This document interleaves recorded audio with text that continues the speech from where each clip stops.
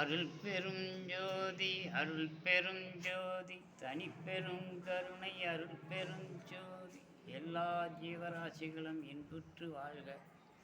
சாமி, இன்னைக்கு என்ன சொல்ல போறீங்க கருத்து?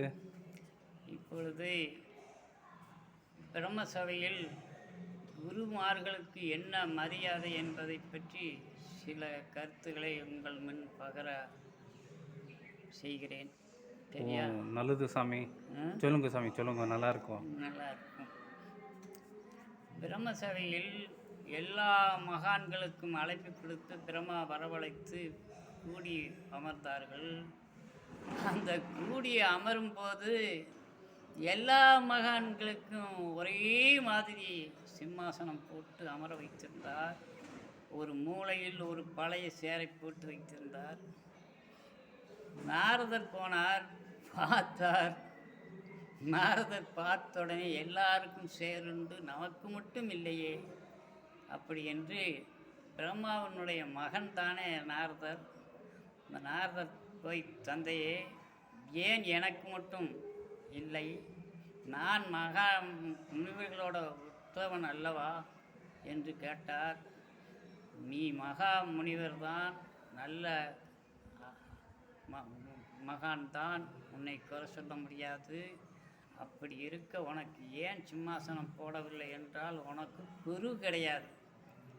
ஓ, அவங்களுக்கு குரு இல்லையா சாமி? குரு கிடையாது, நாரதருக்கு குரு கிடையாது. ஓ, அதனால அவங்களுக்கு சிம்மாசனம் போடவில்லை. அதனால் உனக்கு போடவில்லை என்றால், ஏன் எனக்கு குருவில்லை? நான் தான் சதாவும் எந்த நேரமும் நாராயண நாமத்தை சொல்லிக்கொண்டே இருக்கிறேனே. அந்த நாராயணன் என்னோட குரு, அவர் தான் என்னுடைய குருவுன்னார். அப்படி என்றால், நீ உன்னுடைய தாய் வயிற்றிலே கருவில் இருக்கும்போது கிருஷ்ணன் உனக்கு ஆசீர்வாதம் செய்தார். அதோட உன்னுடைய தாய் எந்த நேரமும் நாராயணா நாராயணா என்று நாமத்தை சொல்லிக்கொண்டே இருந்தார். அந்த நாமத்தை நீ கருவிலேயே கேட்டு கேட்டு கேட்டு ஊறி போய் பிறந்து இன்றைக்கு அதைத்தான் சொல்லிக்கிட்டே இருக்கிறாய். ஆனால் அவர் உனக்கு குருவல்ல, நாராயணன். அவர்கிட்ட நீ தீட்சை பெறவில்லை. ஓ, ஒருத்தர்கிட்ட தீட்சை பண்ணா தான் நாங்கள் குரு, அவர் தான் குருவாக முடியும். ஓ, அப்படி இருக்க நீ அவரை மானசீக குருவாக வைத்து கொண்டாய ஒளிந்து அவரை குருவாக நீ வைத்து கொள்ளவில்லை. அதனால் உனக்கு ஒரு குரு அமைந்த பிறகு எல்லோரோடும் சமமாக உட்காரக்கூடிய பாக்கியம் கிடைக்கும் என்றார். சரி என்று சொல்லிவிட்டு கிளம்பிவிட்டார். அப்போ மகானை தேடணும்னா எங்கே போய் தேடுறது? நம்ம போய் யாரையாவது ஒரு சாமிகிட்ட போய் எனக்கு தீட்சை கொடுங்க, எனக்கு உபதேசம் பண்ணுங்கன்னா யாரும் பண்ண மாட்டாங்களே, இதுக்கு என்ன செய்கிறது அப்படி என்று அந்த இரவு சிந்தனை செய்தார். அப்படி செய்து கொண்டு உறக்கமில்லாமல் உட்கார்ந்திருந்தார். காலையில் எழுந்து யாரை நாம் பார்க்கிறோமோ அவர்களை குருவாக நாம் ஏற்றுக்கொள்வோம். முதலில் யாரை பார்க்கிறோமோ அவர்களை குருவாக ஏற்றுக்கொள்வோம் என்று சொல்லி காலையில் எழுந்து நேரமே போகிறார். அப்படியே போகும்போது யாருமே தட்டுப்படலை. கடல் கரையிலே நடந்து செல்கிறார்.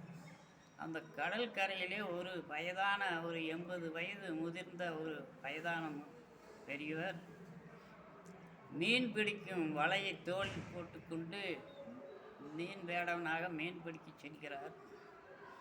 முதலில் அவரை பார்த்தோன்னே நாம் எதை நினைத்தோமோ அதே போல் இவர் தான் வர்றாரு, இவரைவே நம்ம குருவாக ஏற்றுக்குவோம் என்று சொல்லி அந்த மீன் பிடிக்கிறவரை குருவாக ஏற்றுக்கலான்ட்டு முடிவு பண்ணிட்டு போய் அவரை, சுவாமி எனக்கு உபதேசம் செய்யுங்கள் என்று கேட்டார். நீ யாரப்பா, பெரிய மகாநாடு தெரியுது, சாமியாராக தெரியுது, நீ என்னைய உபதேசம் பண்ணுங்கிற? நான் மீன் பிடிக்கிறத தவிர எனக்கு எதுவுமே தெரியாது அப்படின்னாரு. இல்லை சாமி, நீங்கள் எனக்கு உபதேசம் பண்ணியே ஆக வேண்டும் அப்படின்னு சொல்லி கெஞ்சினார். அப்போ அவர் எனக்கு ஒன்றும் தெரியாதுன்னு சொன்னார். அப்போ நாரதர் பார்த்து, ஐயா நீங்கள் ஒன்றும் தெரியாத பரவாயில்ல, ஆனால் மீன் பிடிக்க வலைய கடலில் வீசுகிறீங்கள, வீசிட்டு அந்த கடலில் இருக்கக்கூடிய மீன் வந்து இந்த வலையில் சிக்க வரையிலும் நீங்கள் என்ன செஞ்சுக்கிட்டு இருப்பீங்க? அதை சொல்லுங்க போதும். அதை சொன்னால் சொல்லுங்கள் என்றார். அப்பொழுது நான் என்ன செய்வேன், சும்மா இருக்கிறதுக்காக ஓம் நமச்சிவாயம் ஓம் நமச்சிவாயம்னு சொல்லிக்கிட்டே இருப்பேன். மீன் வலையில் சிக்கிச்சுன்னா அவரை விட்டு போயிடுவேன் மீனை பிடிக்க. இதுதான் என்னுடைய வேலை அப்படின்னாரு. அந்த ஓம் நமச்சிவாயம்னு சொல்கிறேன்ல, அந்த வாக்கியத்தை எனக்கு அதைவே சொல்லி என் தலையில் கை வைத்து ஆசீர்வாதம் செய்யுங்கள் என்று சொல்லி இவர் மண்டியிட்டார். உடனே அப்படியே என்று சொன்னார். உனக்கு எல்லாம் நடக்கும் என்று ஆசீர்வாதம் பண்ணினார். சென்று விட்டார். அப்பொழுது இவர் ஒரு உத்தரவாதம் கேட்கிறார். சாமி, உடனே இந்த மாதிரி என்னுடைய பிரம்மாவனுடைய அரச சபைக்கு நீங்கள் வர வேண்டும். அங்கு வந்து நீங்கள் தான் என்னுடைய குருவுன்னு நீங்கள் நிரூபிக்க வேண்டும் என்று சொன்னார். சரி என்று வருகிறேன் என்று வந்தார். வெளியில் நின்றார். இவர் உள்ளே சென்றார். நாரதர், எங்கப்பா குருவுன்னு கேட்டாங்க. இந்தா வந்திருக்கார் என்னுடைய குரு, இந்தா இப்போ வரவழைக்கிறேன் என்றார். உள்ளே வந்தார். தோளில் மீன் வலையோட உள்ளே வந்து, எங்கேயா மீன் பிடிக்கிறவரை கொண்டாந்து நீ குருவுன்னு சொல்லிக்கிட்டு எங்களை ஏமாத்த பார்க்குறியான்னு எல்லாரும் ஏளனமாக சிரித்தார்கள். அப்படி சிரிக்கும்போது அவரை உள்ளே அழைத்து வந்து நிறுத்தியவர் உடனே சென்று அவருடைய காலில் எனக்கு ஆசீர்வாதம் பண்ணுங்கள் என்று காலில் விழுந்தார். காலை பிடிக்கப் போகும்போது அவர் மறைந்து விட்டார். மறைச்சிட்டார். அவர் யார்?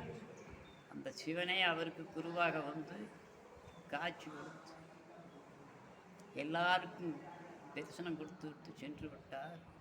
அப்படி யாரோ ஒருவரை குருவாக ஏற்று அவர்கள் வழி வந்தால்தான் இந்த ஜென்மத்தை கடைத்தேற முடியும். அதற்கான வழிகளை வகுத்து கொடுப்பார்கள். அதற்காக உண்மையான குருவுகளை தேடி அவர்களுக்கு நம்மால் முடிந்த தொண்டுகளை செய்து, தொண்டொன்றே போதும் துயர் தீர்த்து மேன்மை பெறவென்ற குரு வாக்குகளுடைய பாக்கியத்தை மனதில் வைத்து நாம் தொண்டு செய்தோமானால் சகல பாக்கியம் நமக்கு கிடைக்கும். முடிச்சிடலாம். அப்போ நீங்கள் சொல்கிறது என்னன்னா, ஒரு ஒரு சாதாசதி மனுஷனுக்கு ஒரு குரு தேவை. அப்போ தான் ஒரு அடைய முடியும். எல்லாத்தையும் அடைய முடியும் என்றது நீங்கள் சொல்கிற கருத்தோட இது. அதனுடைய கருத்து அதான். சரி சாமி, ரொம்ப நன்றி சாமி.